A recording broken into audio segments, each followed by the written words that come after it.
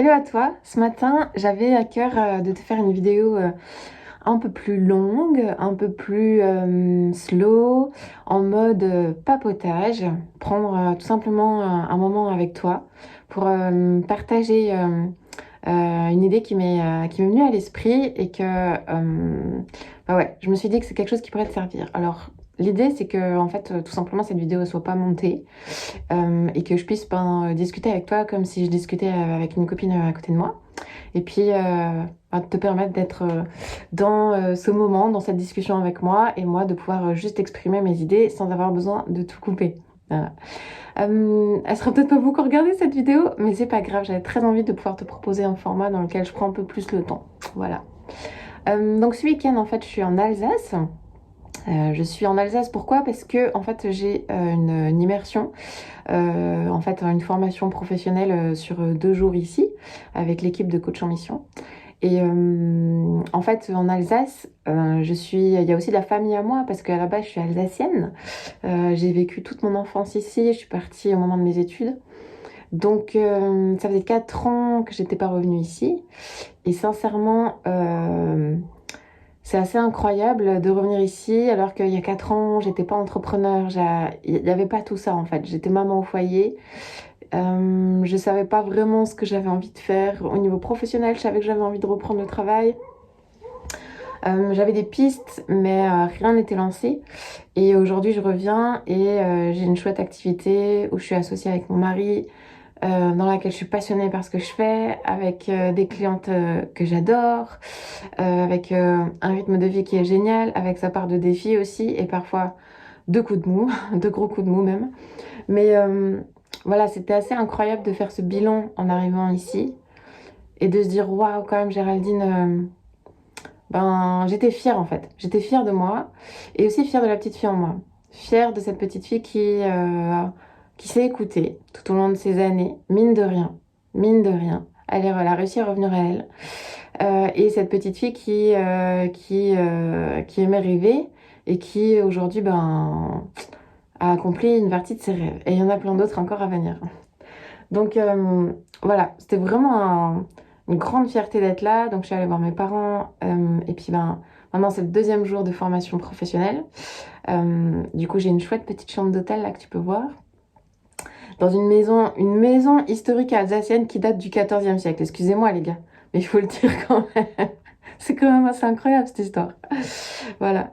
Donc je suis très très bien ici, vraiment. Et l'Alsace, j'y retourne pas souvent, mais quand j'y retourne, à chaque fois, je me dis, mais qu'est-ce que c'est beau. Mais qu'est-ce que c'est joli, qu'est-ce que c'est dépaysant. C'est vert comparé à Toulouse. C'est vert. Il y a les Vosges, il y a la montagne. Ouais, les gens sont chaleureux, vraiment. Et ouais, c'est vraiment un bonheur d'être là. Et puis, du coup, ce que j'avais envie de te partager, notamment par rapport à ça, c'est que depuis maintenant 2 ans, j'ai recommencé à voyager seule. À me déplacer seule, à partir en week-end, à prendre le train, à prendre l'avion, à devoir créer un projet de déplacement seule. Et ça, c'était vraiment nouveau pour moi. Et j'ai passé des années en étant maman au foyer à toujours me déplacer avec ma famille, que ce soit pour partir en vacances ou voilà, et encore, ça n'arrivait pas souvent avec les enfants petits. Euh, et pourtant, avant ça, étant célibataire et avant même d'être mariée ou même en étant mariée, en fait, vraiment, je me déplaçais régulièrement seule. Et j'avais perdu ce goût-là et je m'en étais pas rendu compte en fait. Je m'en étais pas rendu compte pendant toutes ces années de maternité qu'en fait, il y avait une partie de moi qui adorait voyager, qui adorait se déplacer, qui adorait partir en week-end, qui adorait vivre des aventures, seule aussi.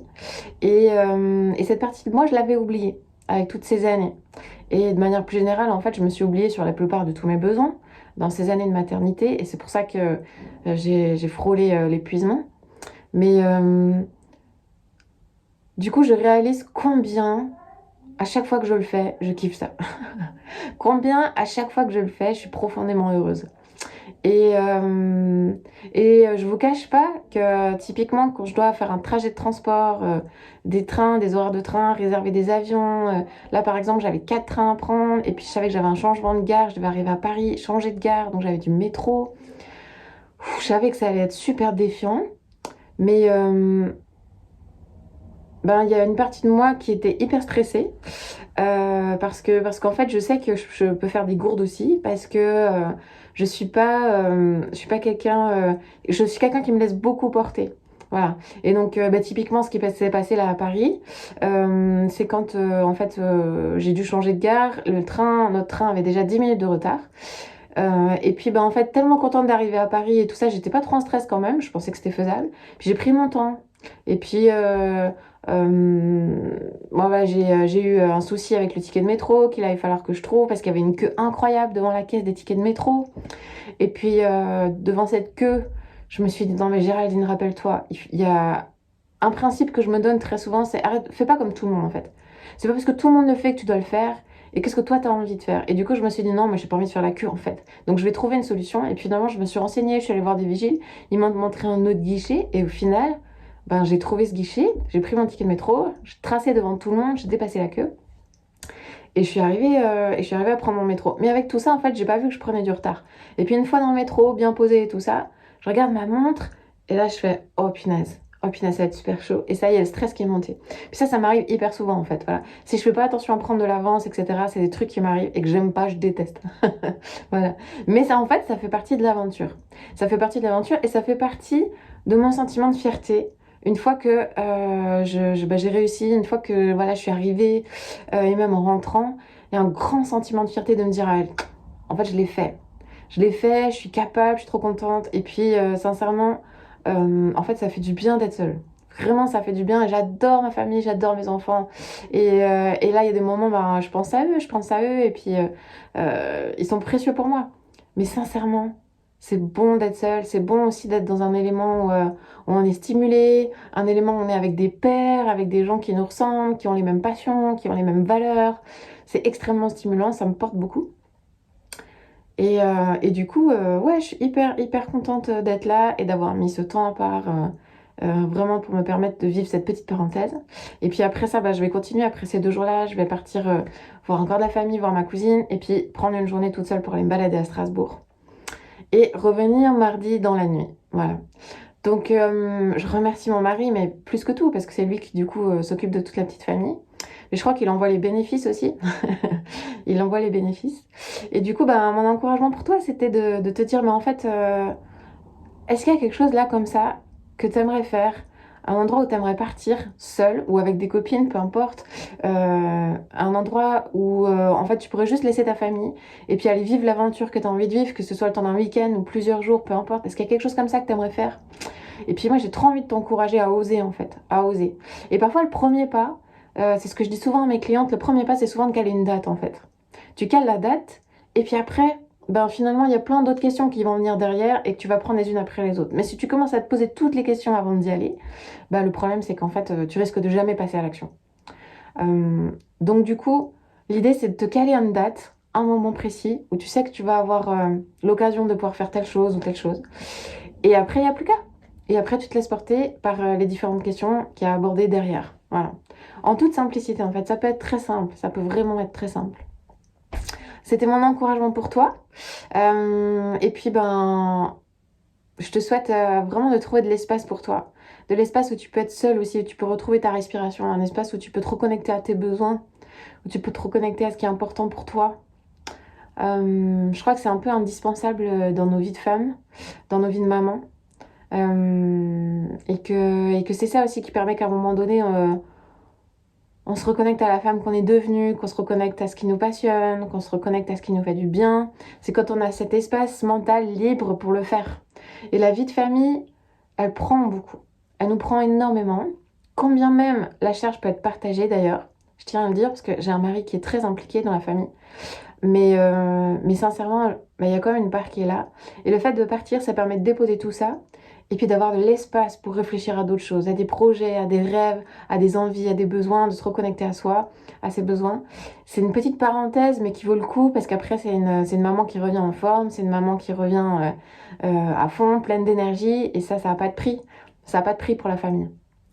Nos enfants, nos maris, nos conjoints, nos familles ont énormément à y gagner qu'on s'en aille.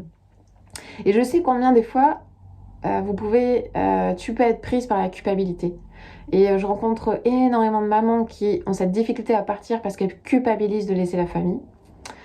Et souvent, je leur rappelle que en fait, ta famille, elle a énormément à y gagner. Et c'est ça qui va t'aider en fait à lâcher cette culpabilité. C'est qu'est-ce que tes enfants vont y gagner à ce que tu partes? Qu'est-ce que ton mari va y gagner à ce que tu partes? Et tu vas commencer à envisager les choses un peu différemment. Et une autre piste pour t'aider à gérer cette culpabilité, c'est d'être dans la reconnaissance en fait.